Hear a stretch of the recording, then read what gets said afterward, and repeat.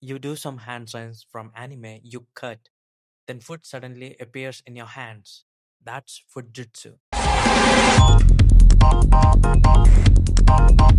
And restaurants are using to flex their meals. In anime like Naruto and Jujutsu Kaisen, characters do hand symbols called jutsu to perform special powers. Someone on TikTok took that idea and flipped it. March 2026. A creator does the hand signs, then cuts to food on the table like he just summoned it into existence. The trend stayed small at first, then in May and June it exploded. What makes this interesting is that restaurants figured it out first, then realized Fujitsu was the perfect marketing tool. So it evolved from just a fun TikTok trend into an actual business strategy. The meme became real world commerce. Most internet trends stay online. Fujitsu didn't.